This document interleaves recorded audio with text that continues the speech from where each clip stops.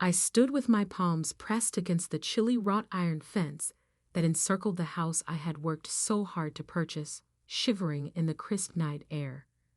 I had succeeded after years of sacrifice, late nights, and determination. I had purchased the house of my dreams, which was meant to be my haven.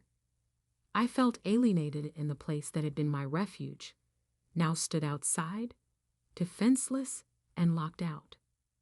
Like a keen sword, the sound of Jennifer's icy voice pierced the silence as it passed through the door. This house no longer belongs to you, Laura. Now it's Edward's house. Even though her words hurt and my chest began to throb, I forced myself to keep from crying. In addition to the cold, the rage and betrayal that swept through me caused my body to tremble. Even though I was on the verge of crying, I remained determined. I couldn't allow this to occur. Not right now. Not for me, and not for my unborn child's future in particular. I was Laura Jacob, 35 years old, an investment analyst who had spent years carving out a career that I was proud of. This wasn't just my fight for a house. It was my fight for my dignity, my independence, and my future. I had built my life on hard work and determination. My career in finance wasn't easy, but I had worked my way up from the ground.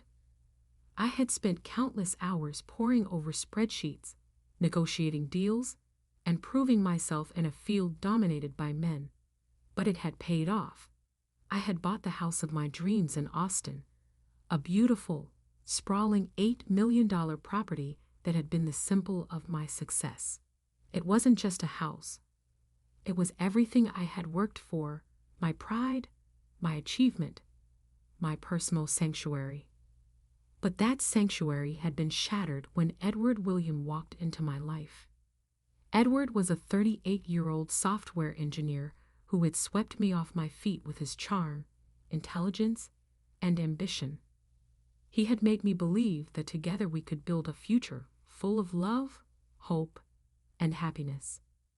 Our wedding had been a beautiful affair, a day I had imagined since I was young. But what followed wasn't the happy life I had envisioned. Instead, it became a life filled with heartbreak, deceit, and a growing sense of isolation. Edward's mother, Jennifer, a 64-year-old retired college professor, was the catalyst for everything that went wrong. At first, I tried to be understanding. I told myself that mothers could be overbearing and that perhaps Jennifer's involvement was a sign of her love and concern. But things quickly spiraled out of control. Jennifer began visiting unannounced, criticizing my choices, and undermining my authority in my own home.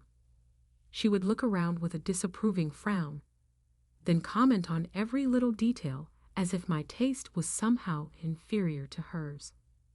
"Laura, you really ought to redecorate," she would say with that condescending smile of hers. "This house deserves a more refined touch." I tried to be patient, thinking it was just a phase, but it didn't stop. It became a constant source of stress, a never-ending battle. I began to feel like I was walking on eggshells in my own home. I had worked so hard to create this space, to make it my own, and yet here was Jennifer, slowly but surely taking it all away from me. It wasn't just the house that was slipping through my fingers. It was my sense of control, my autonomy, my ability to even breathe without someone constantly hovering over me. Finally, one evening, I couldn't take it anymore. After yet another long day at work, I sat down with Edward, hoping to talk things through. Maybe he didn't realize how much his mother's behavior was affecting me. "Can we please talk about your mother?" I asked, my voice calm, but laced with the exhaustion I felt. "I feel suffocated in my own home." Edward's response hit me harder than I ever expected. "Laura, she's just trying to help," he said, dismissing me with a wave of his hand. "Family comes first. You need to learn to get along with her." I had hoped for support, for understanding, but what I got instead was betrayal. I realized in that moment that Edward was never going to stand up for me. He wasn't going to protect me from his mother's intrusive behavior. The realization hit me like a ton of bricks. I was alone in this, and the person I thought I could trust the most was the one turning his back on me. Things only got worse from there. Jennifer's presence became more and more overwhelming. One afternoon, I came home from work to find her unpacking her things in the guest room. I stopped in my tracks, a feeling of shock and disbelief sweeping over me. "I need to be here for my son," Jennifer announced, as if she had every right to move in without so much as a conversation with me. "It's what's best for Edward." My protests were met with indifference. I tried to talk to Edward about it, but his response was the same. "She's family, Laura. You have to learn to get along with her." The message was clear. Jennifer came first. I was no longer just a guest in my own home. I was a stranger.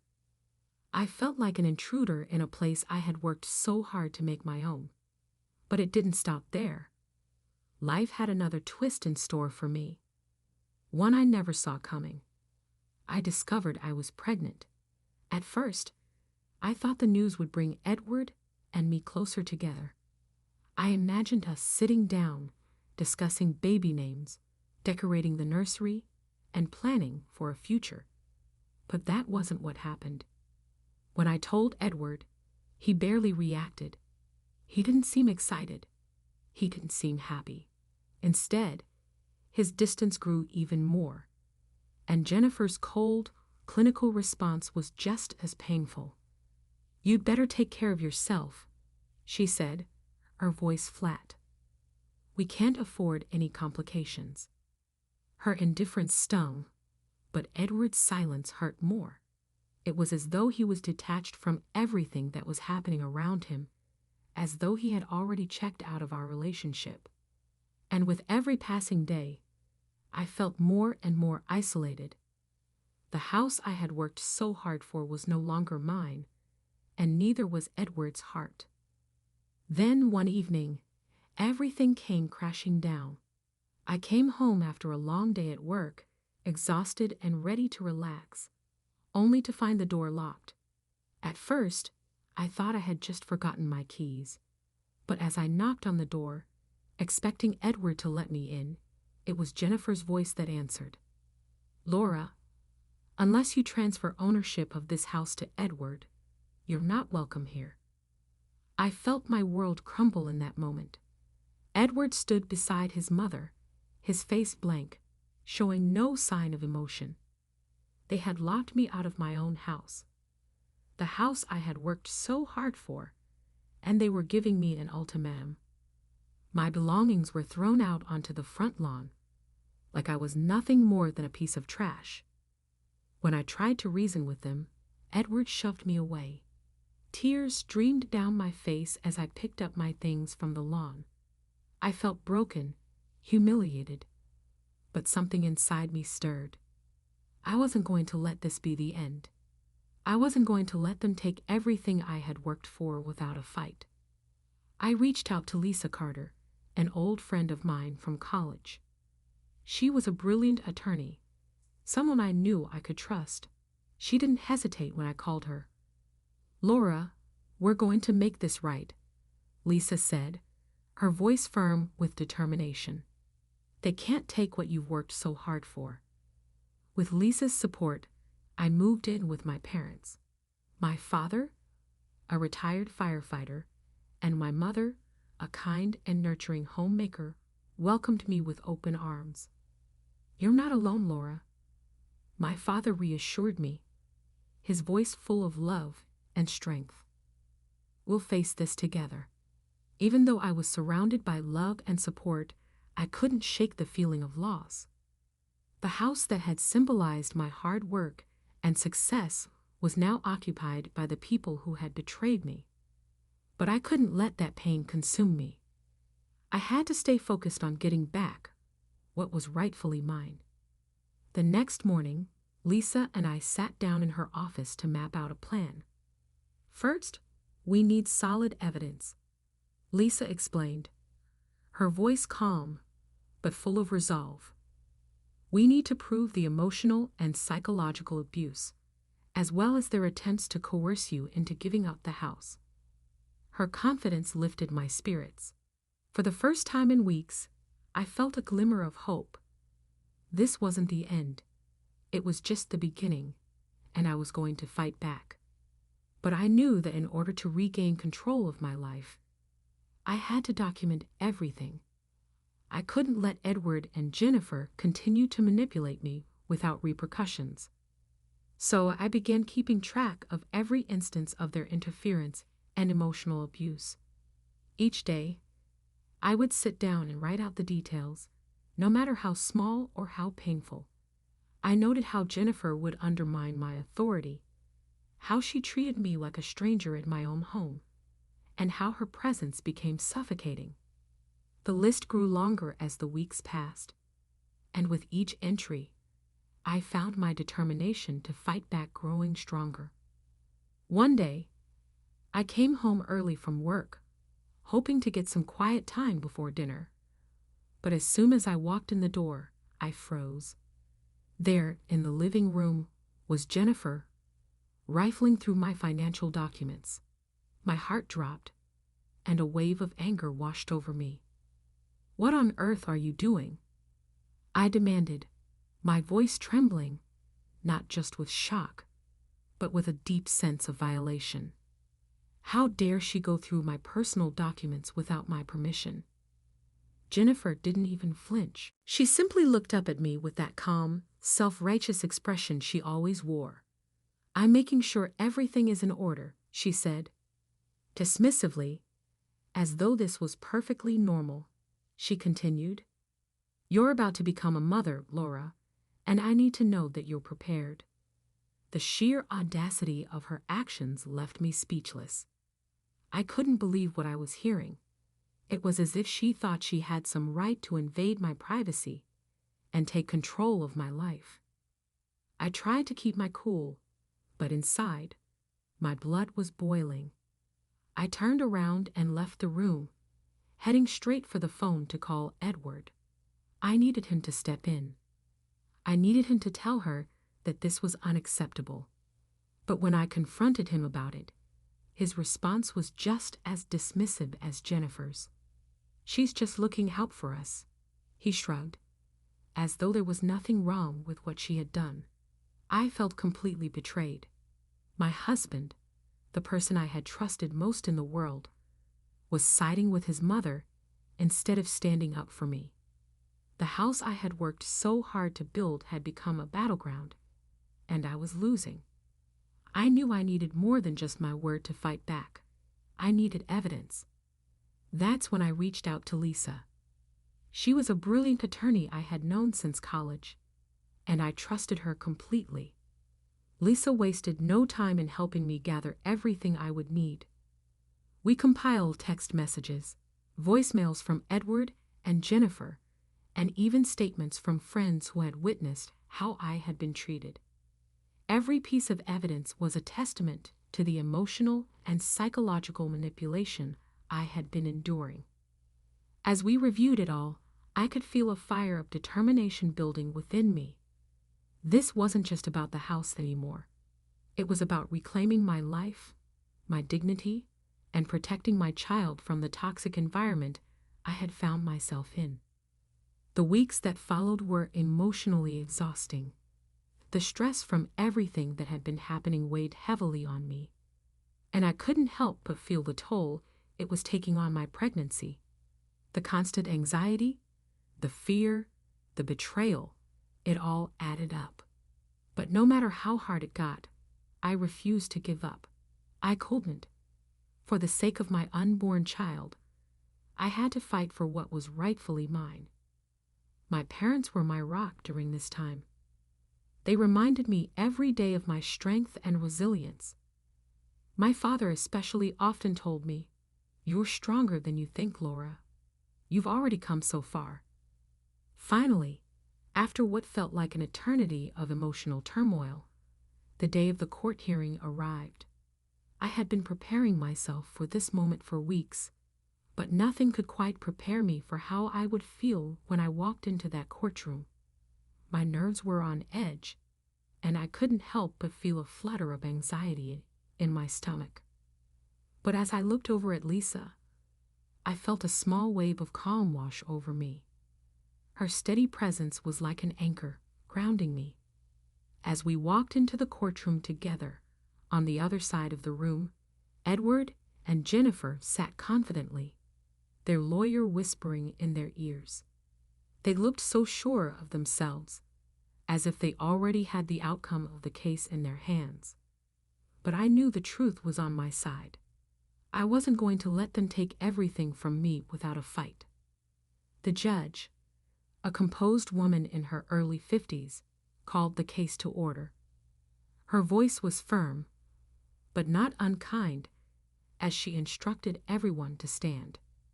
Lisa rose to her feet first, her posture straight and confident. She began laying out our case with precision, her voice calm and authoritative. "Your Honor," Lisa began, "my client, Laura Jacob, has been the victim of coercion, emotional abuse, and financial manipulation. We have evidence that her husband, Edward William, and his mother, Jennifer William, conspired to force her out of her own home, endangering her well-being and that of her unborn child." Edward's lawyer jumped to his feet, ready to argue. He tried to paint me as the unreasonable wife, the one who had exaggerated everything, the one making wild claims for attention. "Laura is simply unwilling to compromise," he said, his voice dripping with disdain. "Her accusations are baseless, and she's attempting to gain control over shared assets." But Lisa was prepared. She countered every one of their arguments with facts. She presented our evidence meticulously. Text messages from Jennifer threatening to call the police on me if I didn't sign over the house to Edward. Voicemails where Edward and Jennifer had manipulated me into agreeing to their demands. And witness statements from friends who had seen firsthand how I had been mistreated. Lisa even highlighted Jennifer's invasion of my privacy, pointing out how it had caused me emotional distress, especially given my pregnancy. The judge listened carefully, her expression neutral, but engaged. She didn't seem to take sides, but I could see that she was paying close attention to every word. Then it was my turn to testify.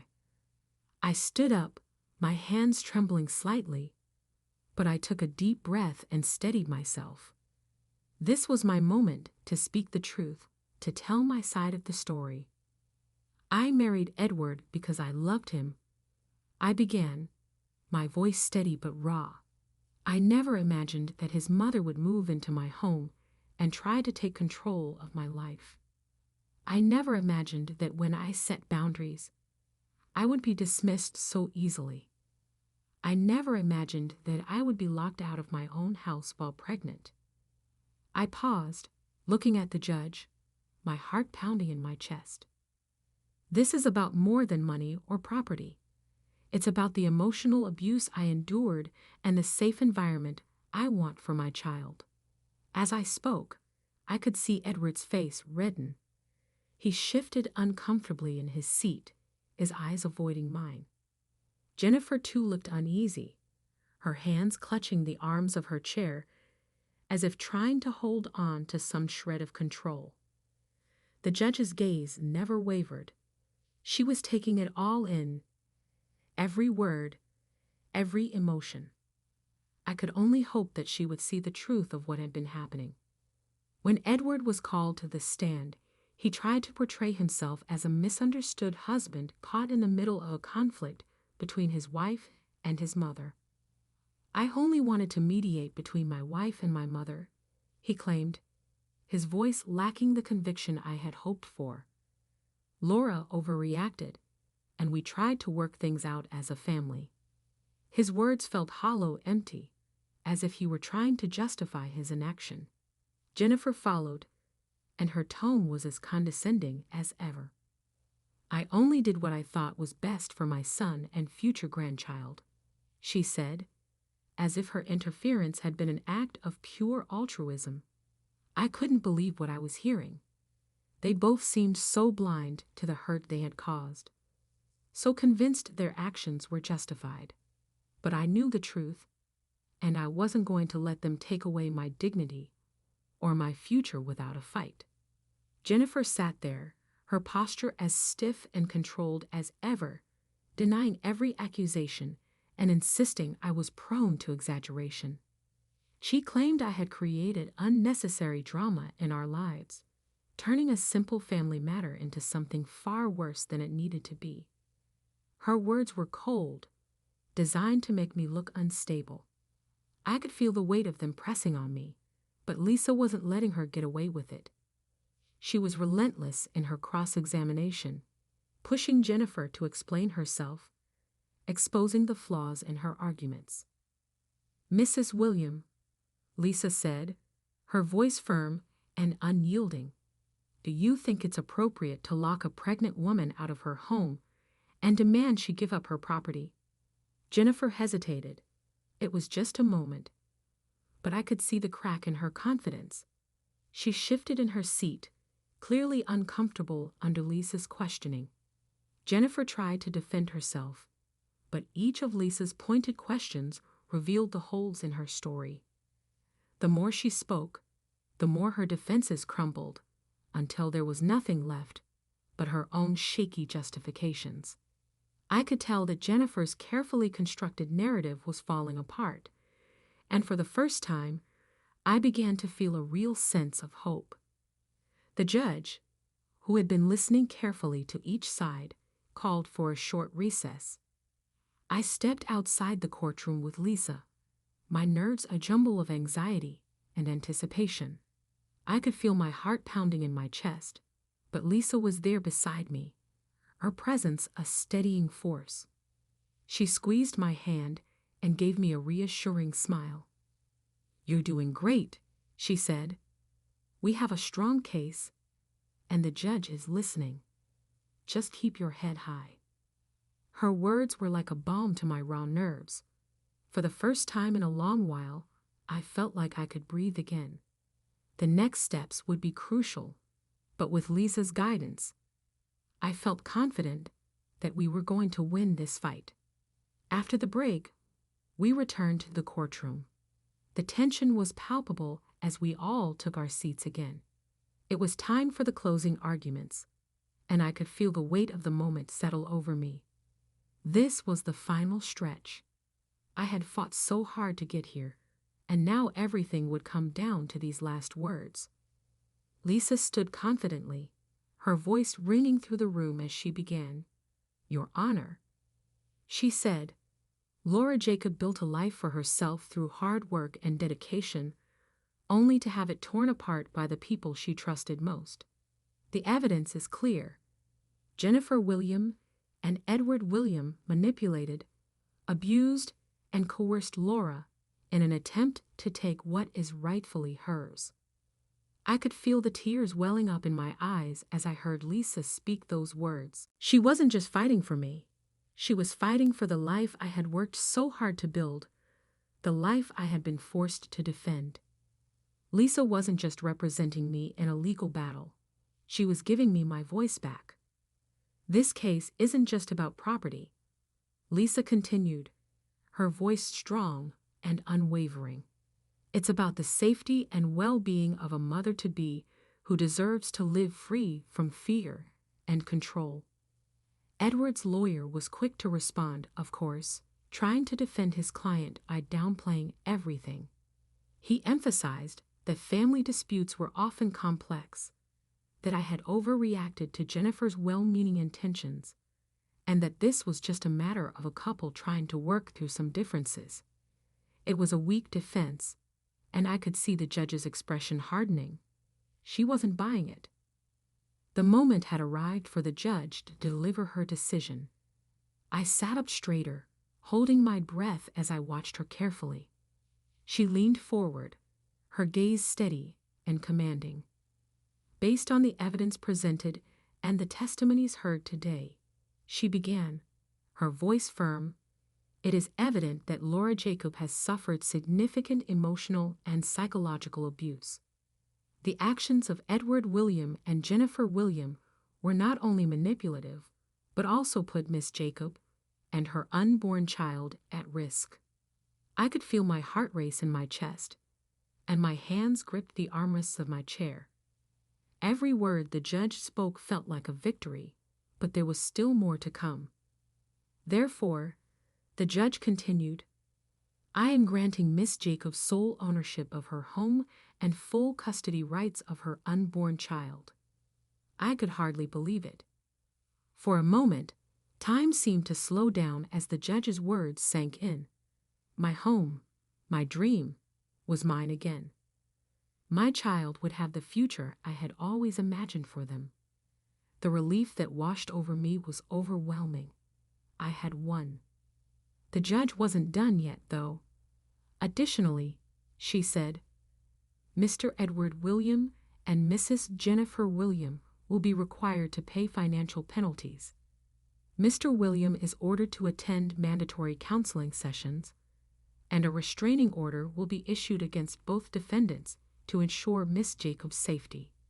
As the judge finished, I glanced over at Edward and Jennifer. They were both sitting there in stunned silence.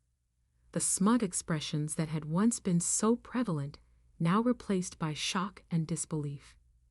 Edward's face had gone pale, as though he couldn't quite comprehend what was happening. Jennifer's usual air of superiority had completely vanished, leaving her looking disoriented and defeated. And then it hit me. Finally, I had won. The fight had been long and hard, but I had come out on top. I had stood my ground, and the truth had triumphed. Lisa turned to me, her eyes shining with pride. She whispered softly, "You did it, Laura. You stood up for yourself, and now you can finally move forward." Tears filled my eyes, but they were tears of joy. I had fought for my future, for my child's future, and I had emerged victorious. It was the beginning of something new, something better. As I walked out of the courtroom, my parents were waiting for me. The sight of them standing there, their smiles wide and full of pride, brought a fresh wave of emotion over me. My mother wrapped me in a warm embrace, her arms holding me tight as if she never wanted to let me go. "We always knew you had it in you," my father said, his voice thick with emotion. "You're stronger than you realize, Laura." Their support meant the world to me. In the days that followed, I began the process of rebuilding my life, starting with the one place I had always dreamed of, the home I had fought so hard to reclaim. I moved back in, transforming it from a place of tension and fear to a sanctuary filled with peace, warmth, and love. The walls that had once echoed with Jennifer's cruel criticisms were now painted in soft, calming colors. I filled the rooms with furniture and decorations that reflected the person I had become, a woman who had fought to protect her dreams and her child's future. It felt like a new beginning, a fresh start, in a place that had once been filled with betrayal. Edward and Jennifer, on the other hand, were facing the consequences of their actions. The financial penalties were significant, and Edward's reputation had suffered as news of the court case spread. Jennifer's condescending attitude had cost her the respect of those around her, and her influence over me had been permanently broken. The weight of their power had been lifted, and I could finally breathe freely again. One afternoon, Lisa came over to visit. We sat in the living room, sipping tea and talking about everything that had happened. The space, once a place of stress and confrontation, now felt like a haven. "You've come so far, Laura," Lisa said, her voice full of admiration. "You've shown incredible strength. I placed a hand on my growing belly, feeling my baby move gently inside. It was a moment of peace, of realization. I've learned that I'm stronger than I ever realized, I said softly. And I want my child to grow up in a home filled with love and security. Lisa's eyes sparkled with a playful glint. So, what's next? Any big plans for the future? I smiled, thinking about all the possibilities that lay ahead. I want to keep growing in my career, maybe even start my own real estate consulting firm one day. But for now, I'm focused on being the best mother I can be. As the weeks went on, the excitement of becoming a mother grew. My parents were thrilled to become grandparents, their love and support surrounding me like a protective shield. I no longer felt like a victim. I was a survivor, ready to embrace the future with strength and confidence. I sang softly to my unborn child as I sat in the nursery one evening, rocking gently in the chair I had purchased for late-night feedings. You are loved, and you will always have a strong, brave mother who will protect you, no matter what. From feeling helpless and broken to standing strong and resolute, I had completely turned around. Although the trip had been difficult, filled with heartache and hardships, it had made me a woman who understood her value. I knew I had the strength to handle any obstacle, so I was prepared for whatever came next.